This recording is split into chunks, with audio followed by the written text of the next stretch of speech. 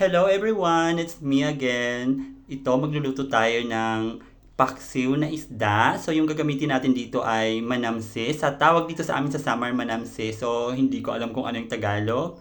So, yon. So, ito yung mga ingredients na gagamitin natin. So, una yung sibuyas. Ayan. Yung bawang. Yung luya. So, yan yung mga ingredients natin. Tsaka yung siling haba.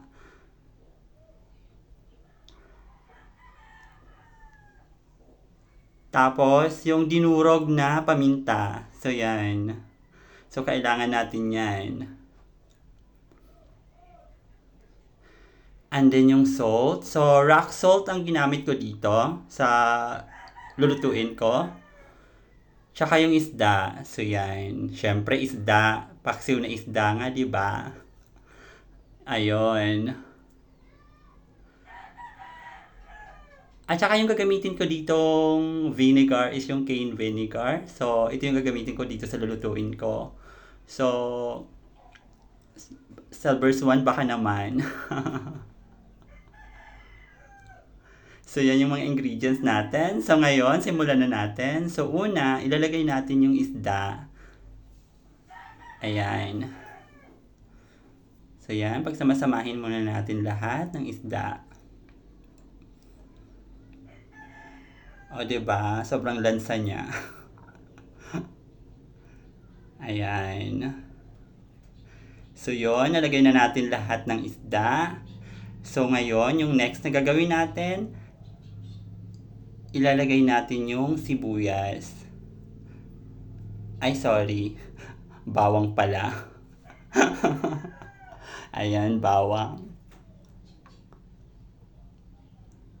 Yan. So, ilagay lang natin sa taas ng isda. Din sunod, sibuyas. Actually, kahit ano naman ang unahin nyo dito, depende sa'yo. So, yun, sibuyas. Ilalagay natin yung sibuyas. So, yan. So, yung next naman natin na ilalagay, yung luya. So, yan, luya. And then, yung dalawang siling haba, yon. So, lahat ng ingredients ilalagay natin sa taas ng isda. Then, lagyan na natin ng vinegar. So, yon. So, dito depende sa'yo kung gaano karami yung vinegar na gagamitin mo. Pero, since hindi naman masyadong marami tong isda na gagamitin ko, so, yung tamang dami lang yung gagamitin ko dito. So, tansya-tansya lang.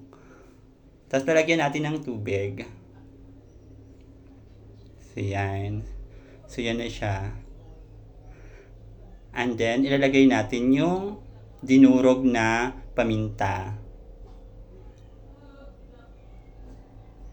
O, diba? Tapos, ilalagay natin yung salt.